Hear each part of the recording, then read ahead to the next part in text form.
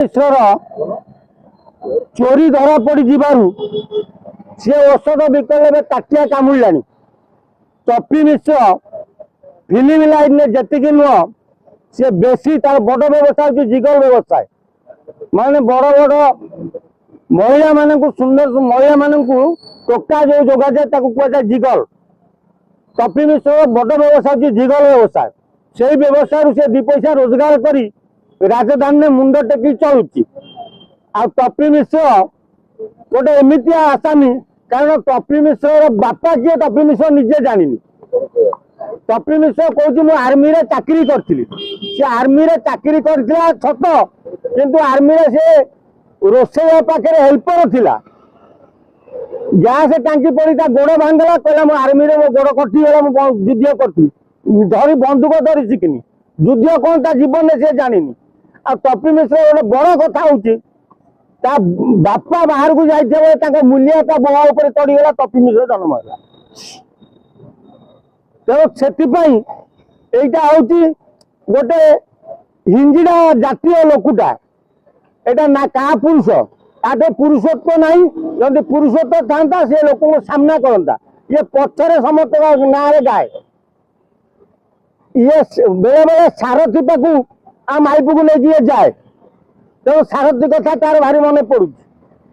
ସାରଥୀ କାଳେ ଆକୁ ବହୁତ ଥର କୁଣ୍ଡେଇକି କହିଲା ନା ମହିଳା ମାନଙ୍କୁ କୁଣ୍ଡେଇଲେ ବାଗ ଲାଗୁନି, ତତେ କୁଣ୍ଡେଇଲେ ଭଲ ଲାଗିବ। ତେଣୁ ସାରଥୀ ଆକୁ ବହୁତ ଥର କୁଣ୍ଡେଇଛି। ଟପି ମିଶ୍ରର ଔକାତ ନାହିଁ ସାମ୍ବାଦିକ ମାନଙ୍କୁ ଧମକେଇବା। ତେଣୁ ଟପି ମିଶ୍ର ଲୁଚି ଛପିକିରି ଧମକ ଦେଲେ ସେକୁ କୁହାଯାଏ କା ପୁରୁଷ। ସାମ୍ନା ଅଛି, ଯଦି ବୋପାଠୁ ଜନ୍ମ ହେଇଛି ଗୋଟେ ଯନ୍ତ୍ରରୁ, ତୋ ବୋଉ ଯଦି ଏକା ତୋ ବୋପା ପାଖରେ ଶୋଇ ଜନ୍ମ ତତେ କଟି। ସାମ୍ନା କୁଆ, ଫ୍ରଣ୍ଟ କୁଆ, କୋଉଠି ତୁ ବାଡେଇବୁ କହୁଥିଲୁ ଆଉ ଯଦି ତୁ ନ ବାଡେଇ ପାରିବୁ ମୁଁ ତ ମୁହଁରେ ମୁତି ଦେବି। ଆଉ ତୁ ଯଦି ବାଡେଇ ଦେବୁ ମୁଁ ତତେ 500 ଟଙ୍କା ଦେବି। ତେଣୁ ଏଇ ଯୋଉ ହିଞ୍ଜିଳା ପ୍ରକୃତି ଗୁଣ ଛାଏ, ଯୋଉ ଜିଗଲ ବେପାର କରୁଛୁ ସେଇଥିରେ ଚଳିବୁ। ଆଉ ତୁ ଯୋଉ ସିନେମା ଜଗତ ହିରୋଇନ ମାନଙ୍କୁ ଯୋଉ କହିଲୁ ପାଣ୍ଡିଆନ ନେଇଯାଇ ତାଙ୍କୁ ସମସ୍ତଙ୍କୁ ସ୍ତ୍ରୀ କରିକି, ଆରେ ପାଣ୍ଡିଆନ ଗୋଟେ ଏମିତିଆ ଲୋକ, ସିଏ ନେଇଗଲା ସବୁ ହିରୋଇନ କି ସ୍ତ୍ରୀ କରିକି। ଆଉ ତୋ ମାଇକିନା ତାକୁ ଦେଇଦେଲୁନି ପାଣ୍ଡିଆନକୁ, ସ୍ତ୍ରୀ କରି ରଖିଥାନ୍ତା। ତୋର ବୋପା ନା ଠିକ ଅଛି ନା ତୋ ବୋଉ ଠିକ ଅଛି। ତୁ କେଇଟା ବାପାର ଛୁଆ ନା ତୋ ବୋଉ କେଇଟା ବେଦ ପକେଇ ତତେ ଜନ୍ମ କରିଛି? ସତ କହ। ଯଦି ମଣିଷ ପିଲା ହେଇଥିବ ଜୟଦେବ ଭବନ ଆସେ।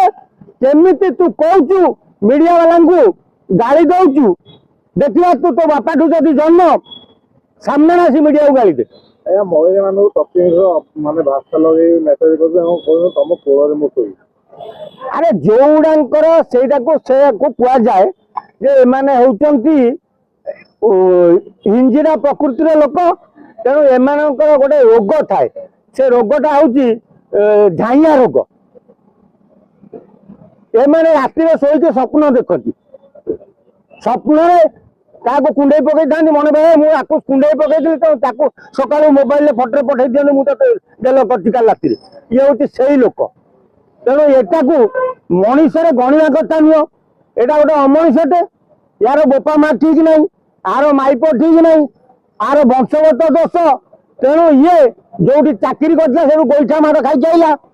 ମଝିରେ ଦୁତି ଚାନ୍ଦ ମୋବାଇଲ ଧରିକି ବୁଲୁଥିଲା, ଏଇଟା 8,000 ଟଙ୍କାରେ ଚାକିରି କରିଥିଲା। ଆଜି କହୁଛି ମୁଁ ଗୋଟେ ଟେନର। ଆରେ କି ଟେନର? ତୁ କାହାକୁ କି ଟ୍ରେନ ଦବୁ? ଗୋଟାଏ ବାହୁଆ ପକେଇଲେ ବାପା ନାଁ ମନେ ପଡିବନି। ତେଣୁ ଟପୁ ମିଶ୍ର ଯଦି ଭଲ ଦଶା ଅଛି, ଭଲ ବାଟକୁ ସୁଧୁରି ଯା, ରିଅଲ ଲାଇଫରେ ରିଅଲ ଜୀବନ କାଟ। ଆଉ ଯଦି ମିଡିଆଙ୍କ ସାଙ୍ଗେ ଲାଗିବୁ ତୁ ଯିବାଟା ରାଜଧାନୀ ଥାଏ। ଆବେ ଗୁଣ୍ଡା କିଏ ଆଣିକି ଆସନ୍ତି? ଯୋଉମାନଙ୍କ ଠେଇ ପୁରୁଷତ୍ୱ ନାହିଁ ସେମାନେ ଆସନ୍ତି ଗୁଣ୍ଡା ନେଇ। ଅଣ୍ଡା କେବେ ଗୁଣ୍ଡା ନେଇକି ଯିବନି। ସାମ୍ନା କରିବ, ଯେ ଯୋଦ୍ଧା ହେଇଥିବ ସେ ସାମ୍ନା କରିବ। ସାମ୍ନା ହାତ ସାଇଜ କଣ ମିଳିବ ମତେ କହୁନୁ? ଏଇ ଯୋଉଟାକୁ ରସୁଲଗଡ଼ ଛକରେ ହାଣି ପକେଇଲେ ଗଡ ଗଡ କରିକି ମୁଣ୍ଡ ମଣ୍ଡି ଅଲଗା କରିଦେଲେ, ତା ହାତଠୁ କଣ ଟପି ମିଶ୍ର ହାତ ବେଶୀ ଚଉଡା? ନା ତା ଛାତିଠୁ ଟପି ମିଶ୍ର ବେଶୀ ଚଉଡା? ତେଣୁ ଏଇ ଯୋଉ ମୋବାଇଲ ଫୋନରେ ଏଠି ସେଠି କହି ପ୍ରଚାର କରିବାଟା এইটা ঠিক নୁହେଁ। ନିଜର ନିଜ ଆତ୍ମପ୍ରଚାର ଯିଏ କରେ ତାକୁ କଣ କୁହାଯିବ? ତେଣୁ ତା ନିଜ ପ୍ରଚାରଟା ଆତ୍ମପ୍ରଚାରଟାକୁ ସିଏ କରୁଛି। ତେଣୁ ଆମେ କରୁନଥିଲୁ। ଆମେ ଟପି ମିଶ୍ରକୁ ଏତିକି କହିବାକୁ ଚାହୁଁଛୁ, ଆମେ ତତେ କାଲି ଗାଳି ଦେଇଥିଲୁ, ତୋ ବଂଶଗତ କହିପାରିଲୁ, ତୁ ବଂଶଗତ ଧରି ଗାଳି ଆରମ୍ଭ କରୁଛୁ। ଏବେ ସମାଜ କେମିତି ବଂଶଗତ ଗାଳି କରାଗଲେ ପିଲା ମାଇପଙ୍କୁ ମାର୍କେଟକୁ ଆଣିଲେ କେମିତି ଇଜ୍ଜତ ମହତ ଯାଏ, କଣ ସେତେବେଳେ ତତେ କାଟିବ। ସାମ୍ବାଦିକ ମାନଙ୍କୁ ଏଭଳି ସେ ବ୍ୟବହାର